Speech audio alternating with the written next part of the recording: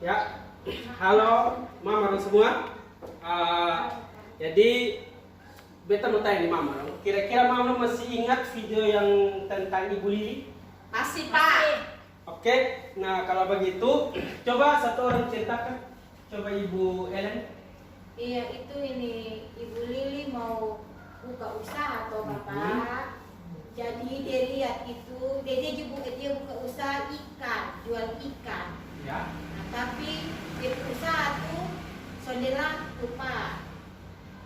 Karena dia banyak yang jual ikan juga. Oke. Jadi itu sudah. Kalau menurut Ibu Vivi coba jelaskan kira-kira apa kesalahan dari Ibu Lili di video. Kesalahan dari Ibu Lili itu dia meniru usaha orang lain, maksudnya orang jual ikan beta cuma jual ikan yang gitu Pak. Oke, nah di sini ada flip chart, Mama bisa lihat. Di sini tentang memulai usaha. Nah, coba Ibu Sepi tolong baca yang bagian atas ini. Bapak kurang terang. Nah, kalau begitu Ibu Sepi datang ke di sini baca kasih di Mama orang. Ini kok. Nah, itu yang bagian atas ini. Bagian atas. Ya. Oke, yang bagian atas ini ada jawabannya di bawah. Tuh baca semua. Baca semua Ibu baca. Yang pertama, usaha apakah yang akan dilakukan? Ibu Lili akan berjualan ikan segar. Yang kedua, siapakah target pembelinya? Ibu-ibu yang berbelanja di pasar. Yang ketiga, bagaimanakah untung bisa didapat nanti?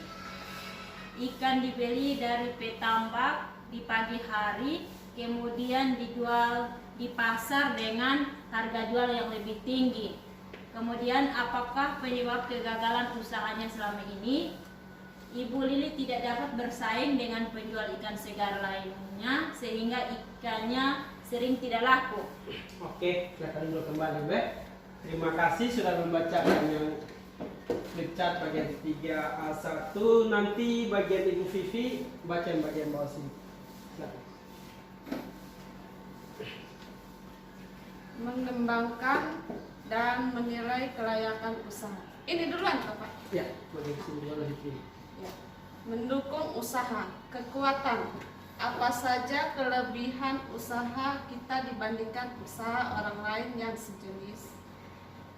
Jawabannya memiliki keterampilan memasak ikan balado dan rasanya lebih lezat daripada masakan ibu-ibu lainnya. Peluang. Apa saja yang ada di luar usaha kita namun dapat memberikan pengaruh positif. Ibu-ibu lebih suka membeli ikan matang tetapi belum banyak menjual ikan matang di pasar. Harga jual ikan balado bisa murah karena ikan mentah dibeli sore hari saat harganya lebih murah. Yang berikut menghambat usaha. Kelemahannya, apa saja kekurangan usaha kita dibanding usaha orang lain yang sejenis? Jawabannya, masakan yang dijual tidak banyak variasinya. Ancaman, apa saja yang ada di luar usaha kita namun dapat memberikan pengaruh negatif? Jawabannya, ketersediaan ikan terbatas karena terserang jamur. Yang berikut, harga ikan naik selama ketersediaan terbatas. Oke, terima kasih Ibu sudah mau membaca. Jadi ini dalam hal mengumpulkan informasi itu kita harus dalam rangka merencanakan kembali usaha itu Ibu Lili pergi ke pasar tempat ia akan berjualan ikan nanti. Nah, Ibu Lili mengamati bahwa jadi di sini beta cerita kembali di Mama dong ya.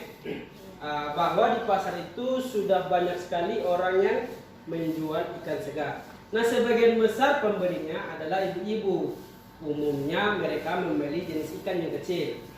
Nah, kemudian Ibu Lili bertanya kepada beberapa pembeli ikan.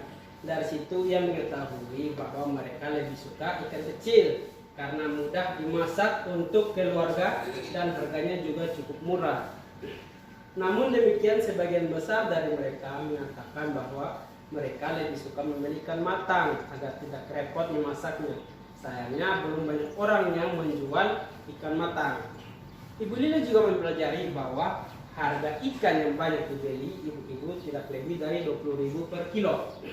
Untuk menarik pelanggan, sebagian penjual menjual ikan mereka setengah dari harga normal. Jika ikan-ikan tersebut sebelum melakukan jam 3 sore, sesampainya di rumah Ibu Lili mendengar radio memberitakan bahwa ratusan ikan dalam tambak di dekat desanya sedang diserang jamur.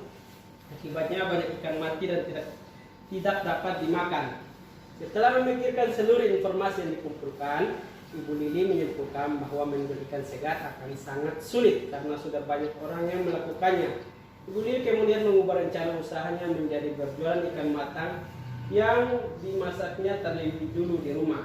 Kebetulan ia sering membantu tetangganya memasak ikan untuk acara-acara pernikahan. Ia akan membeli ikan dari pedagang di sore hari agar dapat harga yang murah. Sayangnya Ibu Lili tidak memiliki mulut cukup banyak sehingga ia hanya mampu membeli beberapa kilogram ikan. Nah, di sini saya akan sampaikan informasi yang dikumpulkan Ibu Lili itu sangat berguna untuk menilai ide usahanya. Ibu Lili bisa mengetahui kekuatan, kelemahan, peluang, dan ancaman yang ada.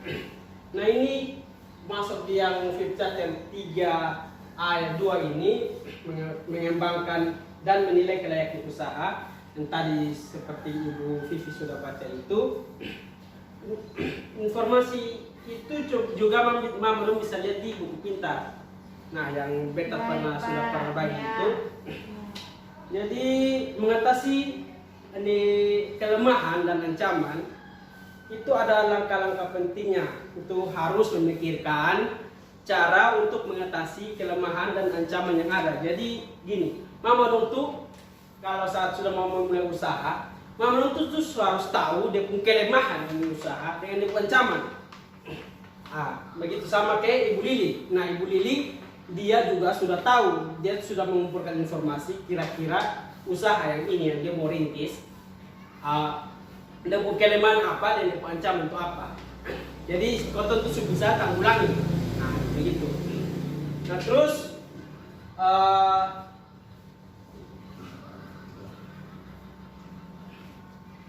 di sini contoh kelemahan usaha Ibu Lili itu adalah tidak punya banyak variasi jenis makanan yang dijual.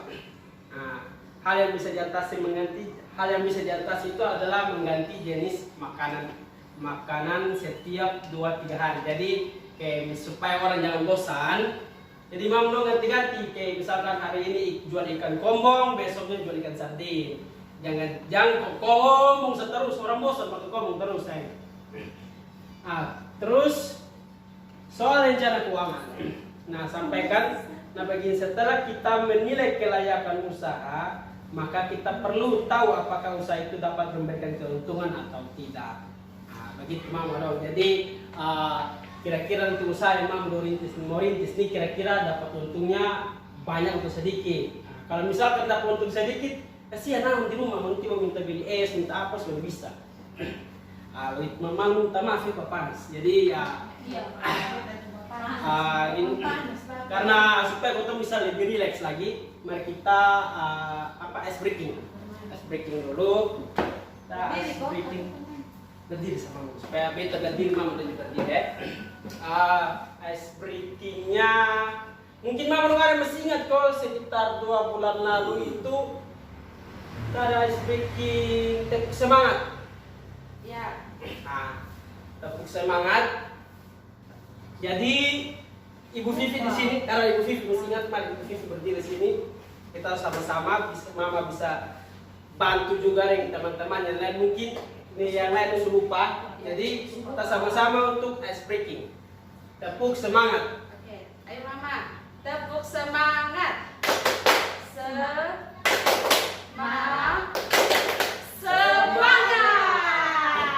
Oke, terima kasih Ibu Vivi. Silakan kembali ke tempat duduk.